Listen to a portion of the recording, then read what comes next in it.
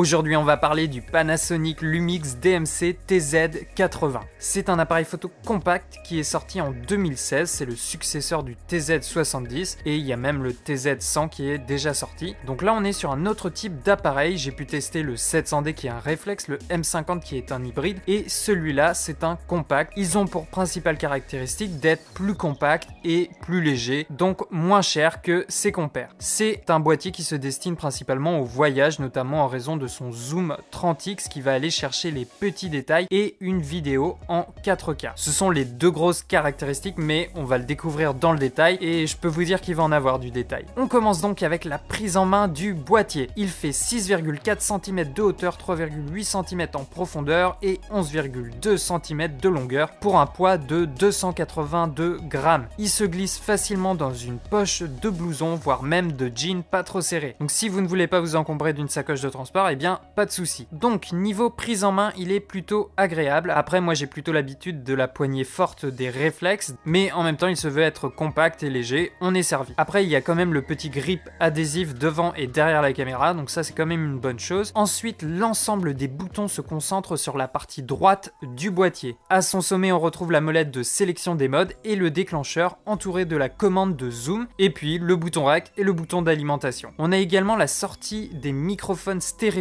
sur le haut et le haut-parleur sur la gauche, donc à éviter de couvrir avec les doigts si vous prenez du son avec les micros internes du boîtier. Ensuite de haut en bas on a le mode photo 4K, je reviendrai dessus, le bouton post-focus, le bouton de lecture, la roue dentée de navigation et sélection, au centre on a le bouton de menu et de validation et la corbeille et le display. Bref, légèrement différent par rapport à Canon, mais on s'y retrouve. Il possède un écran tactile de 7,5 cm et de 1 040 000 points qui est non orientable. Le tactile permet de naviguer dans les menus et de choisir également la zone et la taille de l'autofocus ou encore de zoomer sur une photo avec les deux doigts comme avec un smartphone. Pour éviter de modifier tes réglages pendant une prise, tu peux désactiver l'écran tactile dans le menu. Pour pallier au manque de l'écran orientable, vous pouvez le connecter par Wi-Fi sur votre smartphone en téléchargeant l'application Panasonic Image Application. Donc on va pouvoir le déclencher à distance ou encore sauvegarder une image directement sur notre smartphone. Sans quoi il deal également avec un viseur électronique de 1 166 000 points qui se trouve tout à gauche du boîtier, accompagné de la petite dioptrie des familles pour régler le viseur à votre vision. Vous avez la possibilité en appuyant sur le bouton LVF de soit afficher uniquement l'image dans le viseur, soit uniquement l'image sur l'écran LCD ou d'avoir le changement automatique entre le viseur et l'écran de contrôle. Le TZ80 est équipé d'un capteur 2/3 de pouce de 18,1 mégapixels. C'est un capteur MOS à ne pas confondre avec un capteur CMOS. Celui-là est censé offrir une meilleure sensibilité à la lumière et moins consommé. On est donc sur du 2/3 de pouce, soit 6,16 mm par 4,62 mm, ce qui est encore plus petit qu'un capteur 4/3 comme le GH5 par exemple. Côté objectif, il est équipé du Leica DC Vario Elmar avec une ouverture variable de 3,3 à 6,4, évidemment selon la focale utilisée. Et justement, il possède un zoom 30x qui est un équivalent 24-720 mm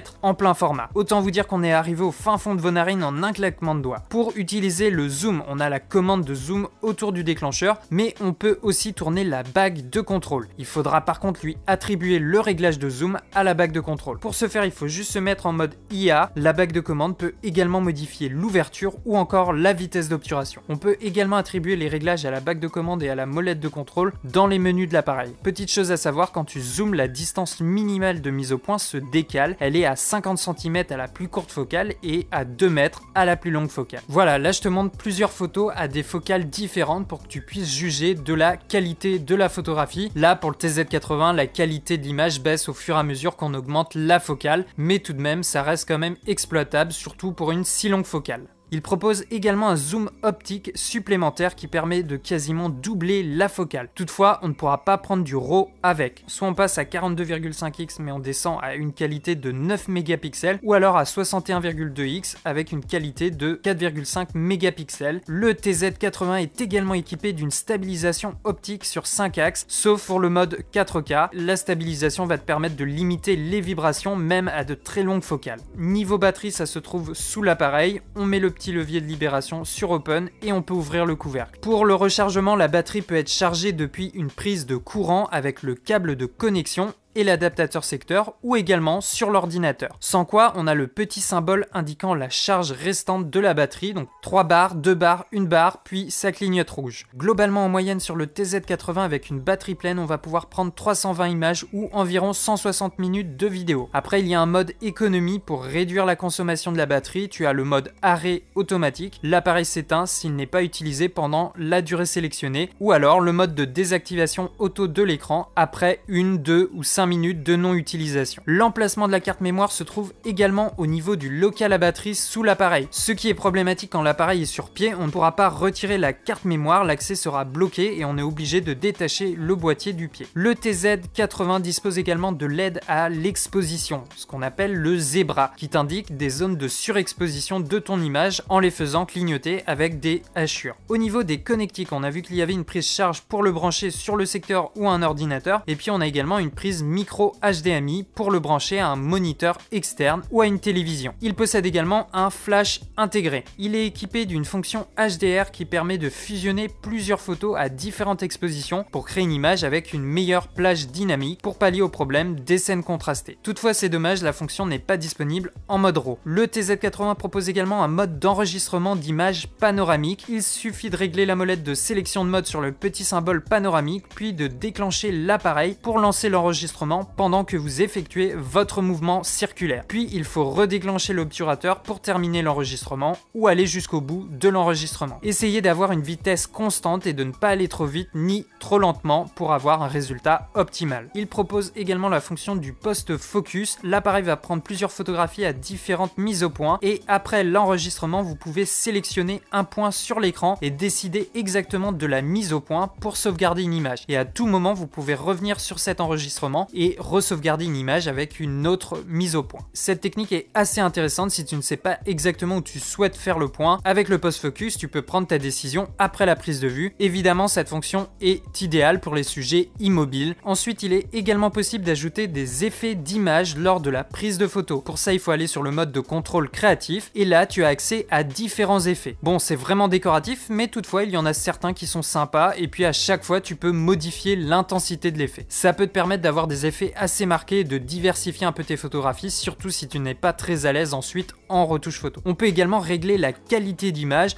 ce qu'on appelle sur la plupart des boîtiers le style de photo. On a le mode standard, éclatant, naturel, monochrome, paysage portrait et personnalisé. Et à chaque fois, avec chaque paramètre, tu vas pouvoir diminuer ou augmenter l'intensité. Bref, ceux-là, on les retrouve sur la plupart des boîtiers. Personnellement, je préfère laisser mon image neutre et la retoucher ensuite en post-production. Côté balance des blancs, on retrouve les réglages communs à la plupart des boîtiers. On a tous les pré-réglages de la température de couleur en fonction de la scène. Et puis, il y a un mode personnalisé où l'utilisateur peut régler précisément la température de couleur souhaitée de 2500 Kelvin à 10 000 Kelvin. Il y a également un mode d'enregistrement macro pour la photo et la vidéo. Il suffit d'appuyer sur le paramètre correspondant au réglage de la mise au point et de sélectionner soit autofocus macro qui offre une distance minimale de mise au point de 3 cm entre le sujet et l'objectif. Tu peux zoomer de cette façon jusqu'à 50 mm environ. Après, la distance minimum de mise au point change. Mais de toute façon, l'information est donnée à l'écran en même temps que la focale, donc ça c'est assez cool. Et puis tu as le mode zoom macro qui te permet un grossissement encore plus important, mais ça a tendance à réduire la qualité de l'image. En mise au point manuelle, tu peux t'aider du focus peaking. Pour ceux qui ne connaissent pas, c'est une aide à la mise au point. Ça va colorier le relief de la zone où se situe le point. Tu peux également changer dans le menu la couleur du focus peaking et son intensité. Au niveau des ISO, on a une plage de 80 à 3200 ISO, voire 6400 en mode sensibilité étendue. Bon, c'est quand même assez peu comparé à d'autres boîtiers, mais finalement ça vous évite de trop en abuser. Par contre, pour avoir accès aux paramètres, on est obligé d'aller dans le menu. C'est un peu dommage de ne pas avoir un raccourci pour y accéder plus rapidement. Après, tu peux attribuer le paramètre des ISO toi-même à un des raccourcis sur le boîtier. Comme pour chaque boîtier, j'ai testé les ISO, même sujet, même focale, même ouverture. On remarque que le grain monte quand même assez vite. Pour moi, jusqu'à 400 ISO, il est à peu près correct. Après, à partir de 800, ça devient un peu compliqué. Le fourmillement est trop visible et ça va dégrader la qualité de votre photographie. Le TZ80 propose également un enregistrement de photos 4K qui permet d'enregistrer une petite séquence à hauteur de 30 images par seconde. Puis tu peux choisir ton image préférée sous forme d'une photo de 8 millions de pixels. Il y a par contre un crop quand tu utilises ce mode. Perso, je suis pas trop fanat de ce genre de mode. Je préfère largement une rafale en RAW. Tu auras peut-être moins de choix, mais au moins tu auras une une bonne photo avec plus de mégapixels. Et puis le fichier de la Rafale 4K est sauvegardé en JPEG en plus, donc moi personnellement ça ne m'intéresse pas, mais je peux comprendre que son utilisation puisse vraiment être utile si vous ne voulez vraiment pas manquer un moment et avoir le choix ensuite de choisir la meilleure photo. Du coup on en arrive justement au mode Rafale, il peut monter à 12 images par seconde en RAW et jusqu'à 40 images par seconde en mode SH. Après en fonction du mode de qualité de photo choisi, tu pourras monter plus ou moins haut en termes d'images par seconde. Niveau autofocus, le TZ80 propose un autofocus à détection de contraste accompagné de la technologie DFD, Depth from Defocus, ce qui permet d'avoir un suivi ultra rapide et très précis. Je sais pas vous, mais ça sera intéressant de le comparer avec le Dual Pixel. Il m'a l'air vraiment très bon et même en 4K il reste très performant en proposant également la détection de l'œil.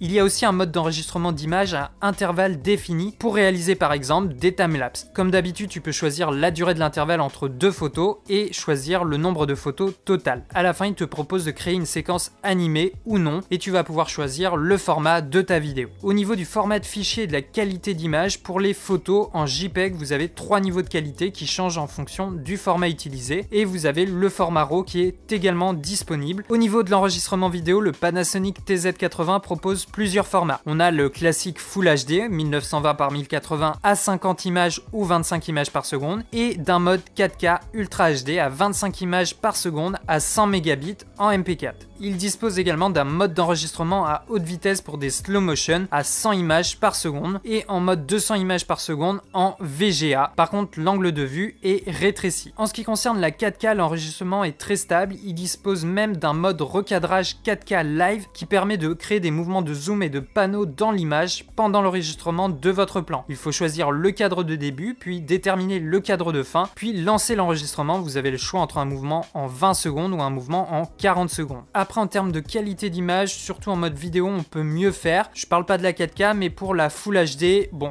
la qualité peut être bien meilleure.